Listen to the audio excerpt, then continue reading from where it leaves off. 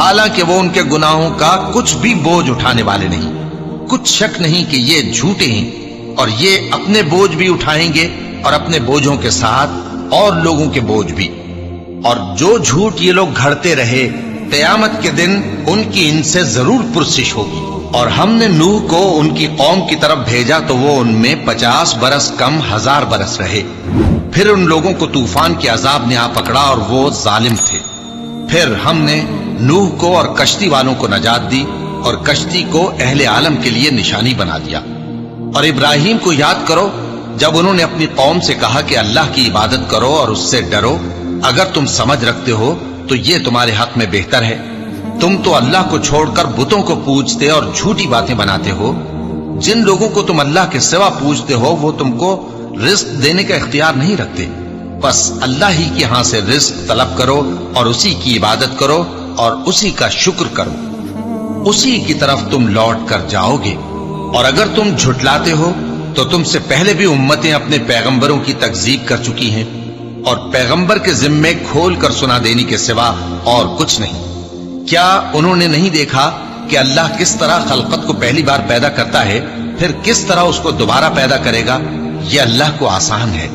کہہ دو کہ ملک میں چلو پھرو اور دیکھو کہ اس نے کس طرح خلقت کو پہلی دفعہ پیدا کیا ہے، پھر اللہ ہی دوسری بار بھی پیدا کرے گا۔ بے شک اللہ ہر چیز پر قادر ہے۔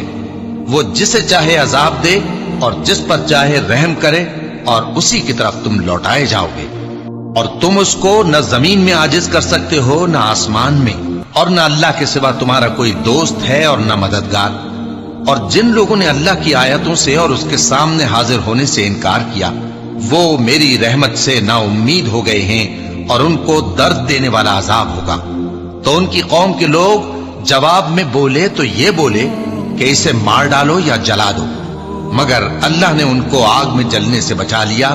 جو لوگ ایمان رکھتے ہیں ان کے لیے اس میں نشانیاں ہیں۔ اور ابراہیم نے کہا کہ تم جو اللہ کو چھوڑ کر بتوں کو لے بیٹھے ہو تو دنیا کی زندگی میں باہم دوستی کے لیے، مگر پھر قیامت کے دن ایک دوسرے کی دوستی سے انکار کر دو گے اور ایک دوسرے پر لعنت بھیجو گے، اور تمہارا ٹھکانہ دوزخ ہوگا اور کوئی تمہارا مددگار نہ ہوگا۔ پس ان پر ایک لوط ایمان لائے، اور ابراہیم کہنے لگے کہ میں اپنے پروردگار کی طرف ہجرت کرنے والا ہوں، بے شک وہ غالب ہے، حکمت والا ہے۔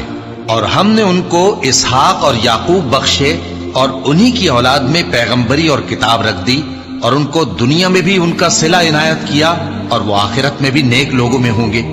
اور لوط کو یاد کرو جب انہوں نے اپنی قوم سے کہا کہ تم عجب بے حیائی کے مرتکب ہوتے ہو، تم سے پہلے اہل عالم میں سے کسی نے ایسا کام نہیں کیا۔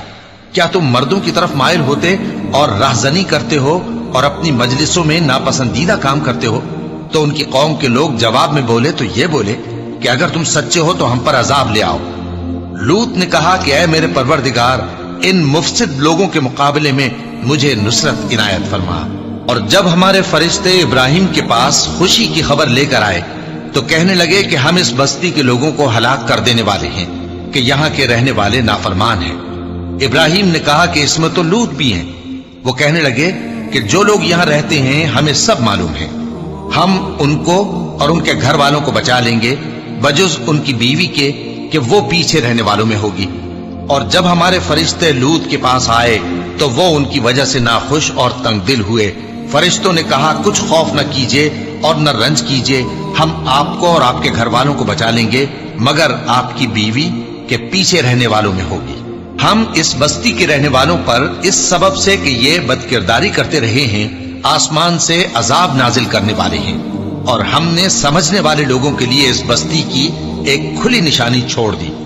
اور مدین کی طرف ان کے بھائی شعیب کو بھیجا تو انہوں نے کہا اے قوم، اللہ کی عبادت کرو اور روز آخر کے آنے کی امید رکھو اور ملک میں فساد نہ مچاؤ، مگر انہوں نے ان کو جھوٹا سمجھا، سو ان کو زلزلے کے عذاب نے آ پکڑا اور وہ اپنے گھروں میں اوندھے پڑے رہ گئے۔ اور عاد اور سمود کو بھی ہم نے ہلاک کر دیا، چنانچہ ان کے ویران گھر تمہاری آنکھوں کے سامنے ہیں، اور شیطان نے ان کے اعمال ان کو آراستہ کر دکھائے اور ان کو سیدھے رستے سے روک دیا، حالانکہ وہ دیکھنے والے لوگ تھے۔